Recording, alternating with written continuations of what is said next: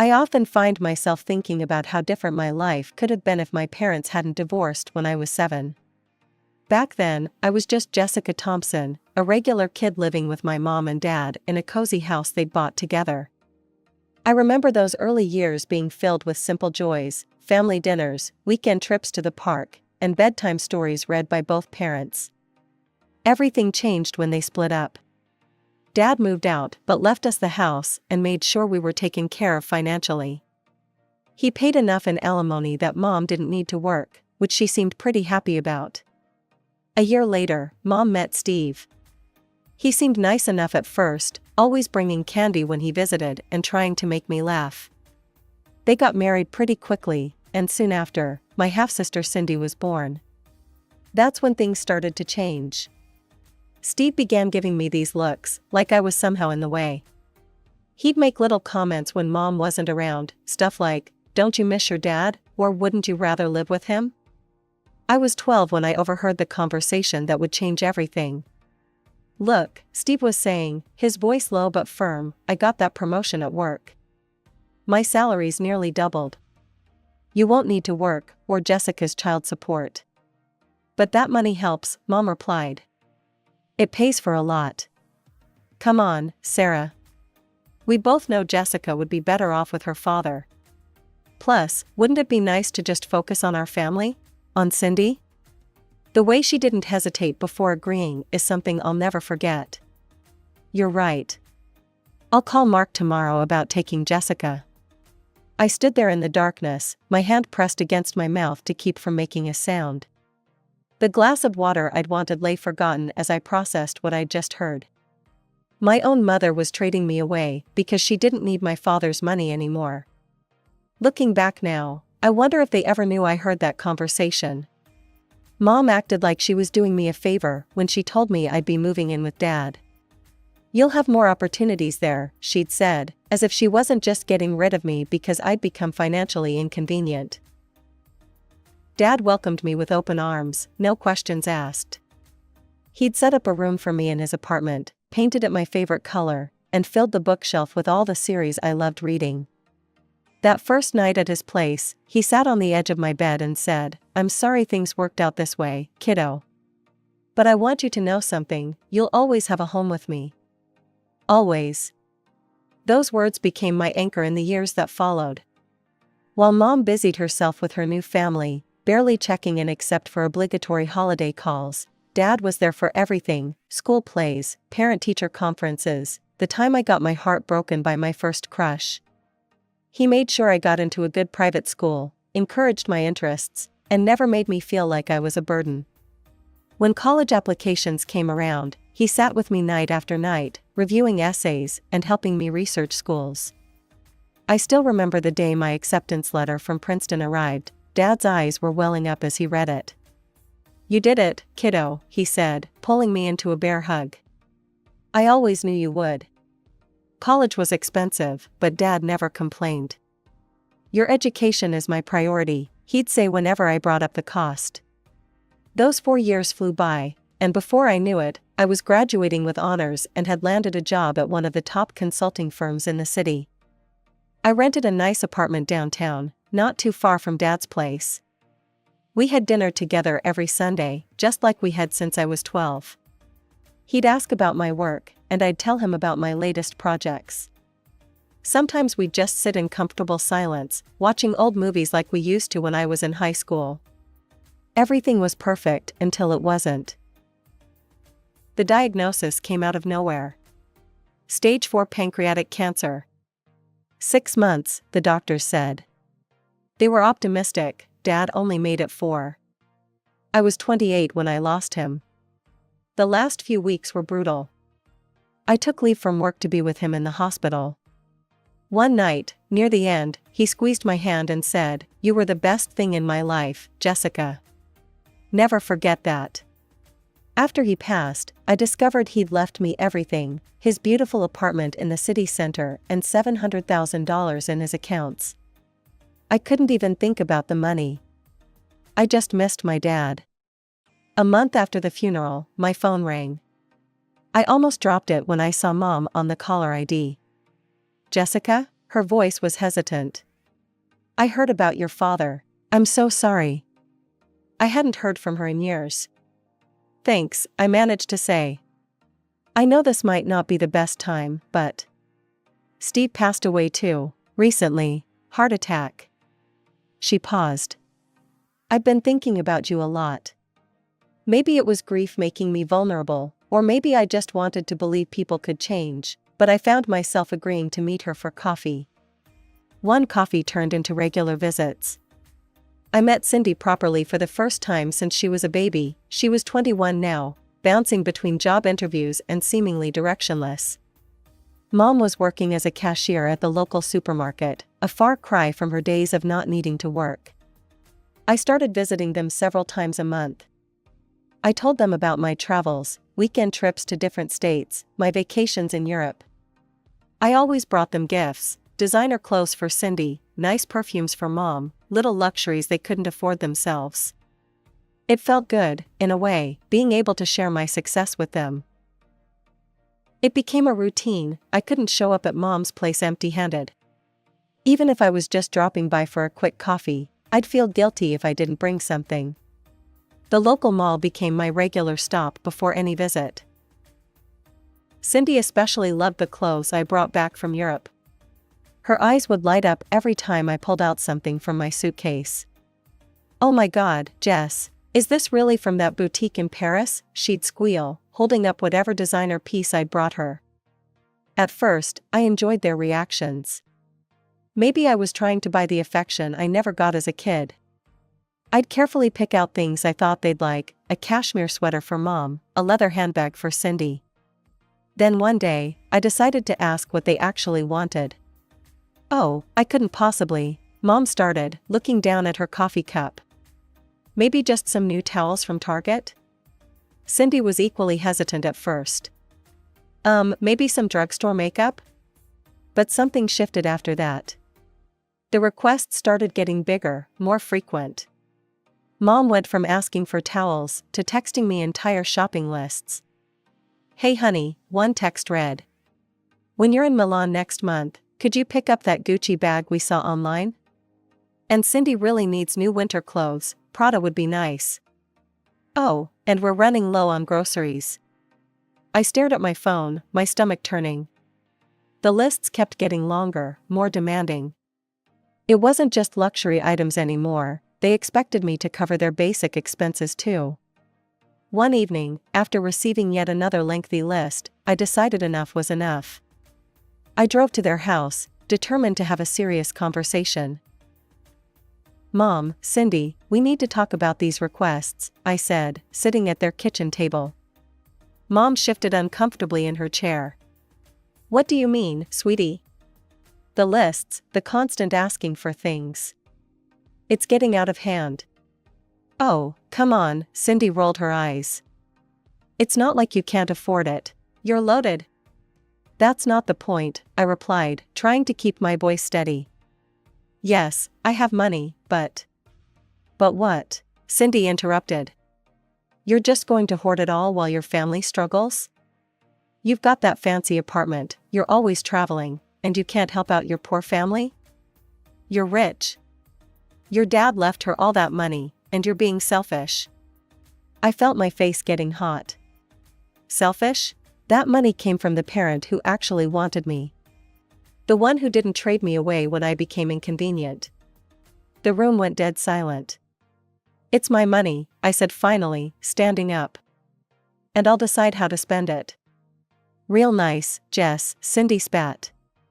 "Real nice way to treat your family." I walked out, slamming the door behind me. For the next month, my phone stayed silent, no calls, no texts, no lists of demands. Part of me was hurt, but another part felt relieved. After a month of silence, my phone rang. It was Mom. "Jessica, honey, could you come over? I need to talk to you about something important." There was something in her voice that made me worry. Despite our recent argument, I found myself driving to her house that afternoon. Mom was sitting at the kitchen table when I arrived, looking more subdued than usual. Cindy hovered nearby, her face uncharacteristically serious. "What's going on?" I asked, taking a seat. Mom reached across the table and grabbed my hand. "I've been to see a doctor, Jessica. It's my knee. They say I need surgery right away, a total knee replacement." My stomach dropped. "How serious is it?" "Very," she said, her voice trembling. "The doctor says if I don't get it done soon, I could end up disabled. I wouldn't be able to work anymore." I thought about Dad, how quickly things had gone downhill after his diagnosis. How helpless I'd felt watching him suffer.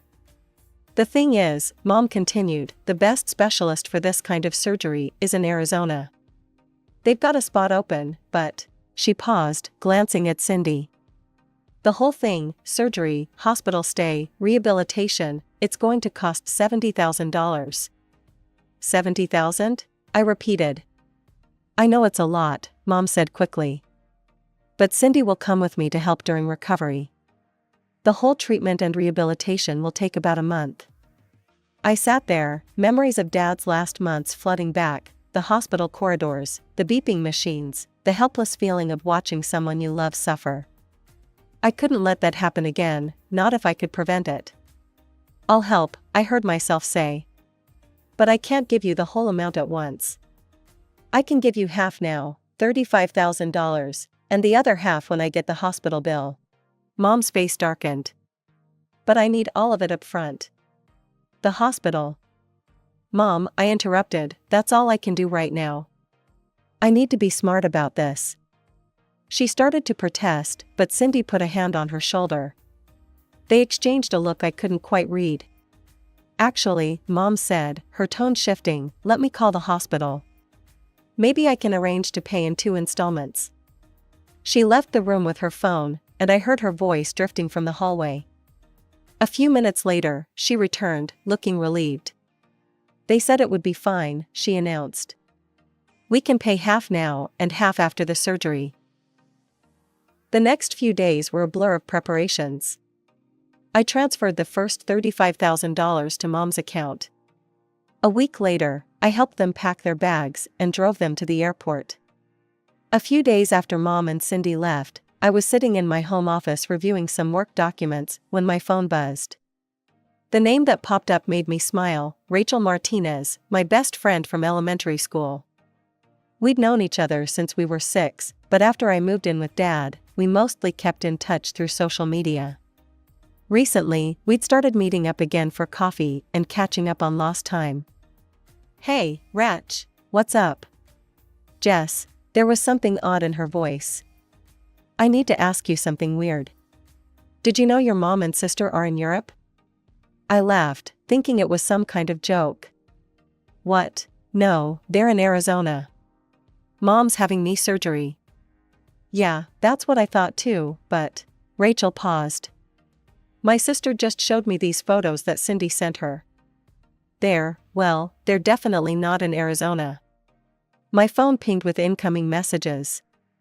With each new photo that loaded, I felt like I was being punched in the gut. There was Mom, looking perfectly healthy, posing in front of the Trevi Fountain. Cindy taking selfies outside designer boutiques in Rome. Mom's sister Angela and her daughter Emma lounging by a private pool at what looked like an expensive villa. Each photo was timestamped, yesterday's date clearly visible. "There's more," Rachel said hesitantly. "My sister said Cindy's been bragging about the whole thing. Apparently, your mom bought one-way tickets for everyone, herself, Cindy, your Aunt Angela, and your cousin Emma. They've rented some luxury villa for a month, and they're shopping at all these high-end stores and eating at fancy restaurants." I sat there, staring at a photo of my mother, my supposedly surgery-bound mother, sipping wine at a rooftop restaurant overlooking the Italian countryside. The $35,000 I'd given her for medical expenses was being spent on a European vacation. I spent the night tossing and turning, looking at those photos over and over. How could they do this? How could they lie so brazenly, taking advantage of my concern about Mom's health? They'd played me, using my memories of Dad's illness to manipulate me into giving them money. The next morning, I called Mom. My hands were shaking so hard I could barely hold the phone. how did the surgery go? I asked, trying to keep my voice steady. Oh, it went great. The doctor said everything went perfectly. I'm already starting rehabilitation. I gripped the edge of my desk, knuckles turning white. The casual way she lied made me feel sick. That's wonderful, I said, my voice dripping with barely contained rage. I'd love to talk to your doctor about the procedure. Could you put him on? There was a slight pause. Oh, he's very busy right now, sweetie. Besides, there's no need to bother him. Look, I need to go. They're calling me for physical therapy. The line went dead before I could respond. I sat there, staring at my phone, a wave of memories washing over me. Mom giving me away at 12 because she didn't need Dad's money anymore. Mom only reaching out after Dad died and left me his estate. Mom sending me shopping lists, expecting me to fund her lifestyle. And now this, the ultimate betrayal. I decided to play along with their charade, calling Mom every day to check on her recovery. Each time, she had a new excuse ready. The doctor's in surgery right now, honey. He's at a conference today. He's seeing other patients. He's off duty until tomorrow. It was like watching a bad play, where the actor keeps forgetting their lines and making up new ones on the spot. I started keeping a list of her excuses, partly out of anger, partly because I couldn't believe how ridiculous they were getting. Mom, I said during one call, trying to sound concerned, maybe we could do a video chat? I just want to see how you're doing, make sure you're comfortable in the hospital. There was a rustling sound on the other end, probably her covering the phone while she consulted with Cindy about what to say next. Oh, sweetie, I look terrible right now. All swollen and bruised. Plus, the hospital Wi-Fi is awful, keeps cutting out. I could hear Italian pop music playing faintly in the background. Really? I pressed. That's strange for a top medical facility. Well, you know how these things are, she said quickly. Listen, I need to go. Time for my physical therapy. The next time I called, I decided to try a different approach. Mom, just send me the hospital bill directly. I'll wire the remaining $35,000 to their account. No, she said it too quickly, too forcefully.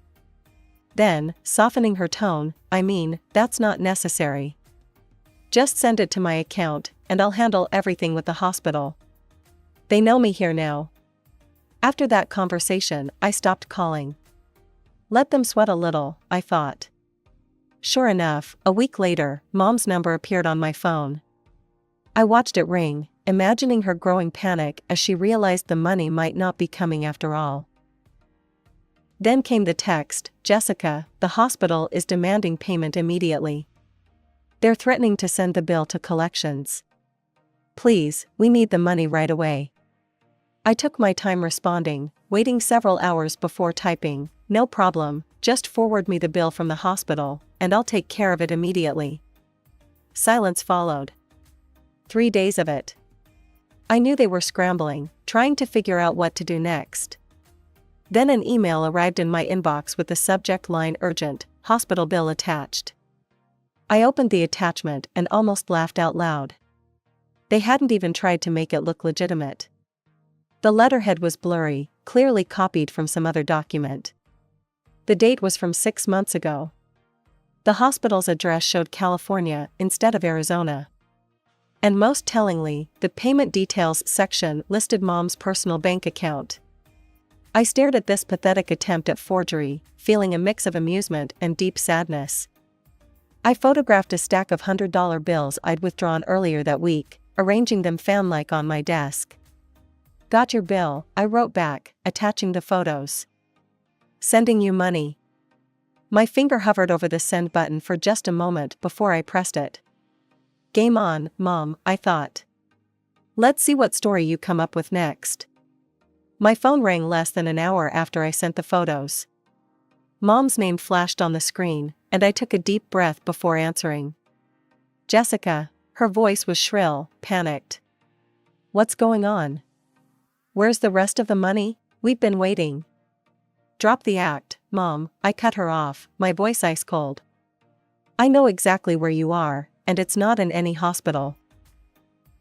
What are you talking about? You're in Italy, at a villa. Shopping at designer stores and eating at expensive restaurants with Cindy, Aunt Angela, and Emma. The line went silent for a moment. I could almost hear her mind racing, trying to figure out how to spin this. How did you? She started. Cindy sent photos to Rachel's sister, who showed them to Rachel, who then sent them to me, I said. Did you really think I wouldn't find out? I've seen everything, the villa, the shopping trips, all of it. You used my father's death, used my grief and guilt about not being able to save him, to scam me out of money for a vacation?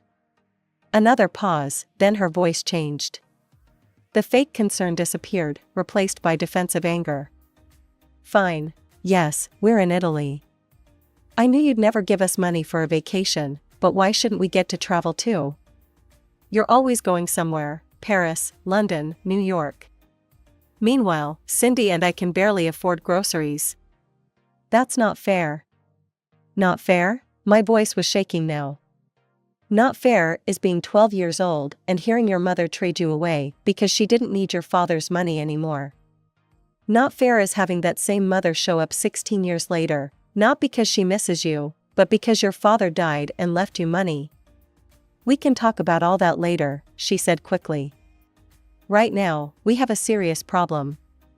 We don't have money for tickets home, and we still need to pay the villa rental.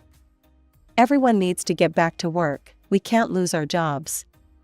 Please, Jessica, we need that other $35,000. In that moment, I finally saw everything clearly. Nothing had changed. She was still the same woman who'd given me away when I became financially inconvenient. Only now she wanted me back, or rather, she wanted my money back. That's your problem, not mine, I said flatly. Goodbye, Mom. I hung up and immediately blocked her number.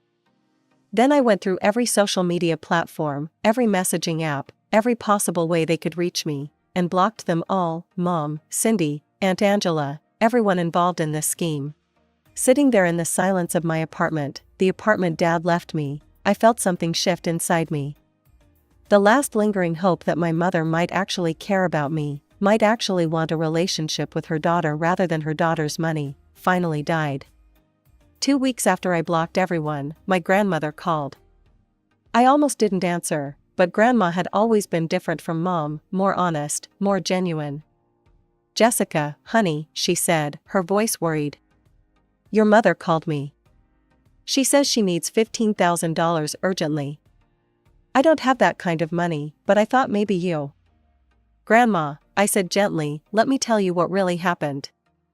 I told her everything, the fake surgery, the Italian vacation, the scam to get my money. With each detail, I heard her sighs getting heavier. Oh, Jessica, she said finally. I'm so sorry. I had no idea Sarah would do something like this.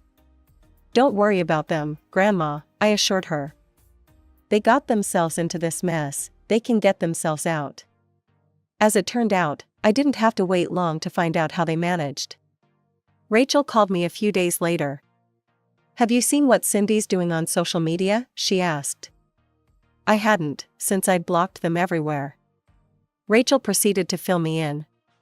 She's running this fundraiser, claiming her wealthy sister abandoned them in Italy without money to get home. She's painting you as this heartless rich person who left her poor family stranded in a foreign country. I felt a familiar surge of anger, but this time it was mixed with something else, amusement. How's that working out for them? I asked. Well, Rachel said, they spent almost 2 weeks trying to raise the money. They had to sell all those designer clothes and bags they bought. Apparently, the villa owner was threatening to call the police because they couldn't pay the rent. And get this, they all nearly lost their jobs because they stayed way longer than their approved vacation time. I shook my head, thinking about how their grand European adventure had backfired spectacularly. A month later, Grandma called again with an update. They're finally back, she said. But Jessica, it's a mess. Your Aunt Angela isn't speaking to your mother anymore, apparently, Sarah demanded she help pay for the trip after everything fell apart. And she and I had a terrible fight because I couldn't give her money for tickets home. She actually accused me of choosing you over her. I'm sorry you got dragged into this, Grandma. Don't be, sweetheart. Sometimes people need to face the consequences of their actions. After we hung up, I walked to the window of my apartment, Dad's apartment, and looked out over the city. The sun was setting, painting the sky in shades of orange and pink. On my desk, a stack of travel brochures lay waiting. I was planning my next trip, this time to Greece. The old me might have felt guilty about traveling while Mom and Cindy struggled. The old me might have invited them along, tried one more time to build the relationship I'd always wanted with them. But that me was gone, replaced by someone stronger, someone who finally understood that some relationships aren't worth saving. Dad's last words to me in the hospital echoed in my mind, "You were the best thing in my life, Jessica. Never forget that." I hadn't forgotten. And I finally understood that I'd been lucky to have had one parent who truly loved me, who put me first, who taught me my own worth. Mom and Cindy could keep their schemes and manipulations. I had my father's love, his legacy, and most importantly, my self-respect. These days, my life is peaceful. I travel when I want, work hard at my job, and spend time with friends who value me for who I am, not what I can give them. Sometimes, I hear bits of news about Mom and Cindy through Grandma. They're still struggling, still playing victims, still looking for their next mark. But their drama doesn't touch me anymore.